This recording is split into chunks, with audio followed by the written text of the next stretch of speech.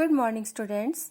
आज हम पढ़ने जा रहे हैं हमारे हिंदी व्याकरण का विषय सर्वनाम।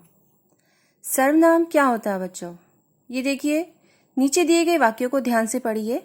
आज विपिन का जन्मदिन है। विपिन के मित्र विपिन के लिए उपहार लेकर आए हैं। विपिन बहुत खुश है। ऊपर के वाक्य पढ़ने में अटपटे से लग रहे हैं, अजीब लग रहे हैं, क्योंकि क्या है इसमें?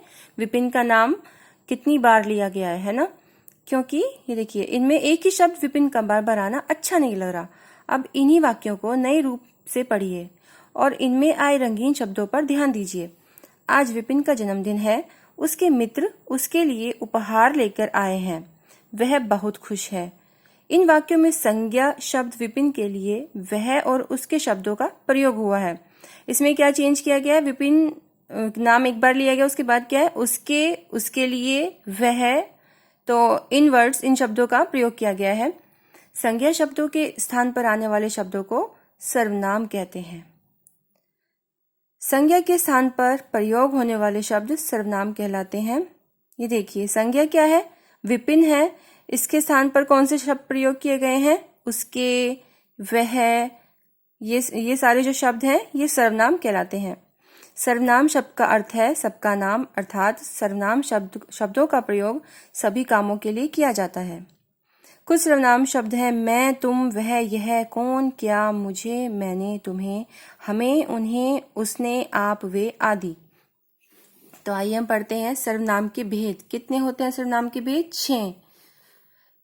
फर्स्ट है पुरुषवाचक सर्वनाम, उसके बाद निश्चयवाचक सर्वनाम, फिर अनिश्चयवाचक सर्वनाम, प्रश्नवाचक सर्वनाम, निजवाचक सर्वनाम और संबंधवाचक सर्वनाम। फर्स्ट है हमारा पुरुषवाचक सर्वनाम। ये देखिए, इसमें राहुल बोल रहा है, आर्यन, कल मैं क्रिकेट मैच देखने जाऊंगा। शौर्य को फोन किया था, वह भी चलेगा। क्या तुम भी चलोगे? आर्यन, मित्र, मैं नहीं जा पाऊंगा। यदि शौर्य तैयार है तो तुम ही उसे ले जाओ।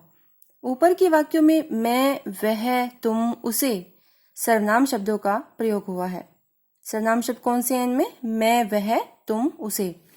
इनमें मैं बोलने वाले के लिए, तुम सुनने वाले के लिए। मैं कौन है? बोलने वाला जो वक्ता होता है, और सुनने वाले के लिए तुम, इनके लिए। वह तथा उसे किसी अन्य व्यक्ति के लिए प्रयोग किए गए हैं। मैं, तुम, वह, उसे, ये चारों क्या हैं? पुरुषवाचक सर्वनाम है।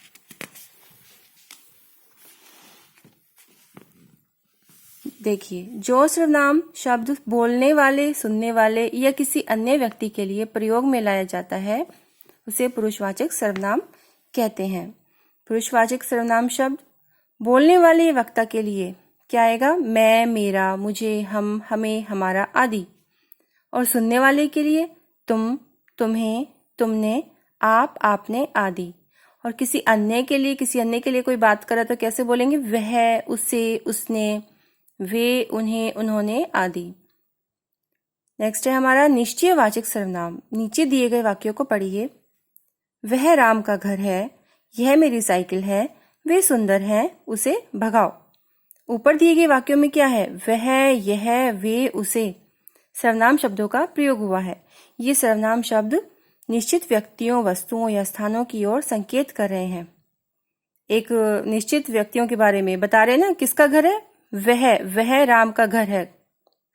और यह मेरी साइकिल है, मतलब क्या चीज है मेरी? यह मेरी साइकिल है। जिस सर्वनाम से किसी निश्चित व्यक्ति, प्राणी, स्थान या वस्तु का बोध होता है उसे निश्चयवाचक सर्वनाम कहते हैं। ये निश्चयवाचक सर्वनाम कहलाता है। इसके क्या है उदाहरण? यह, वह, इसने, उसने, यही, वही। मतलब एक बिल्कुल निश्चित रूप से इनके बारे में हम कहते हैं तो ये कहलाते हैं निश्चयवाचक सर्वनाम। अनिश्चयवाचक सर्वनाम जिस सर्वनाम शब्द से किसी निश्चित व्यक्ति, प्राणी, वस्तु अथवा स्थान की जानकारी ना मिले उसे अनिश्चयवाचक सर्वनाम कहते हैं। जैसे बाहर कोई आया है, मतलब अंदाजा लगा रहे हैं कोई आया है लेकिन पता नहीं है कि कौन आया है। किसी ने कुछ कहा है क्या? यहाँ कोई, किसी और कुछ शब्द का प्रयोग हुआ है। ये शब्द कोई निश्चित जानकारी नहीं दे रहे हैं, इसलिए ये अनिश्चयवाचक सर्वनाम है। नेक्स्ट है प्रश्नवाचक सर्वनाम। जिस सर्वनाम शब्द से प्रश्न पूछने का बोध होता है वह प्रश्नवाचक सर्वनाम कहलाता है। उदाहरण, आप कौन बोल रहे हैं? आप क्या पूछ रहे हैं अंकल? आप किसकी प्रतीक्षा में खड़े हैं? घंटी किसने बजाई है? इसमें देखिए एक प्रश्न से जो है प्रश्न बोल के बात पूछ रहे हैं, कौन, क्या, किसकी, किसने। तो ये कौन सा है? प्रश्नवाचक सर्वनाम। निजवाचक सर्वनाम है नेक्स्ट। जिस सर्वनाम शब्द का प्रयोग वक्ता स्वयं के लिए करता है वह निजवाचक सर्वनाम कहलाता है। जो अपने लिए, वक्ता जो है अपने लिए करता है जिस शब्द का प्रयोग, वह निजवाचक सर्वनाम कहलाता है। उदाहरण, मैं अपने कपड़े स्वयं धोता हूँ। स्वयं मतलब अपने आप धोता हूँ। हमें अपना काम खुद करना चाहिए। वह अपने आप चला जाएगा। मुझे स्वयं पर भरोसा है। तो ये कौन सा है? निजवाचक सर्वनाम। संबंधवाचक सर्वनाम, जो सर्वनाम शब्द वाक्य में आए किसी दूसरे संज्ञा या सर्वनाम शब्द से संबंध जोड़ता है वह संबंधवाचक सर्वनाम कहलाता है। ये देखिए उदाहरण, जो गाय पालेगा वही पुण्य कमाएगा। मतलब जो गाय पालेगा वही पुण्य कमाएगा। पुण्य का फल उसी को मिलेगा। जिसकी लाठी उसकी भैंस, लाठी जिसकी हुई भैंस भी उसी की हुई।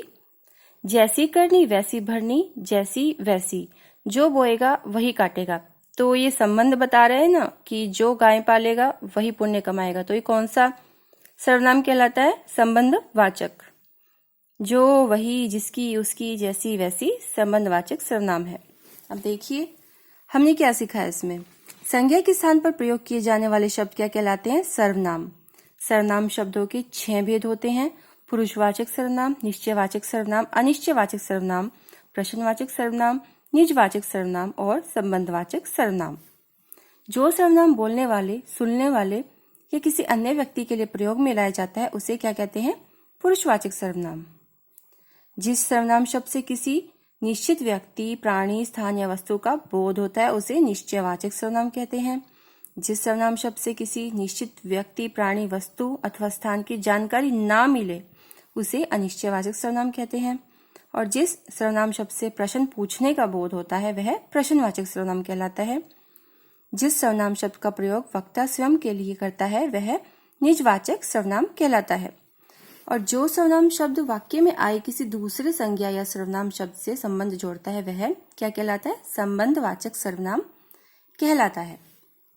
तो इसमें हमने बच्चों सर्वनाम के बारे में पढ़ा है, इसके कितने भेद होते हैं।